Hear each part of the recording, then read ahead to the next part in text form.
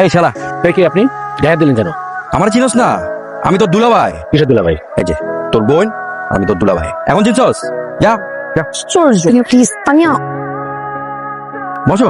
তুমি এখানে কেন আসছো? ও মা, আমার বোর সাথে আমি দেখা করতে আসবো না? তোমার বলছি আমি দেখা করতে। তোমার সাথে আমার বিয়ে হয়েছে, মাইন্ডে তোমার সাথে আমার জাস্ট এঙ্গেজমেন্ট হয়েছে। ফার্দার আমি যেন তোমাকে আমার চোখের সামনে দেখি না। আর ইউনিভার্সিটি তো নাই না। তুমি এরকম সিনক্রেট করতেছো, বসো না। সরো, নাহলে কিন্তু আমি আসলেই সিন ক্রিয়েট করবো। এখনই আমার চোখের সামনে থেকে বিদায় হও। আচ্ছা তুমি আমাকে, তুমি বিদায় হও, আমি কিন্তু শাউট করবো। তুমি ওদেরকে চিনো না, এরা এরকম করে নিয়ে গিয়ে যা তা উল্টাপাল্টা Get করতে। out! বাবা, দিস ইজ টু মাচ। আমি আর টলারেট করতে পারছি না। কি টলারেট করতে পারছিস না? তোমার বন্ধু ছেলে রানা প্রচন্ড বিরক্তিকর। আমাকে সব জায়গায় ফলো করে, আমার পার্সোনাল বিষয়ে ইন্টারফেয়ার করে। আমি কোথায় যাবো না যাবো, কার সাথে কথা বলবো না বলবো, আমি কি খাবো না খাবো, সব বিষয়ে বাবা নাক গলায়। হাসতেছো? আজকে কি করছে তুমি জানো? কি?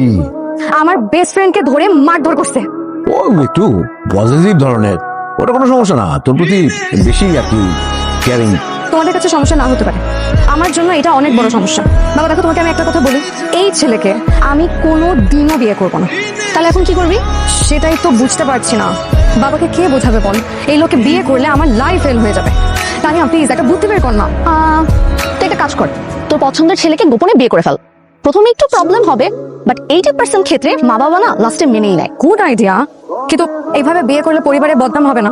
বদনাম একটু হবে, বাট তুই চিন্তা করে দেখ, সারাটা জীবন নষ্ট করবি না এইটুকু বদনাম সহ্য করবি? ঠিক বলছিস, কিন্তু আমার কোনো পছন্দের ছেলে আছে? এটা তো একটা ঝামেলা।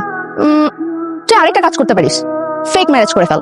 Fake marriage, that's actually a very good idea.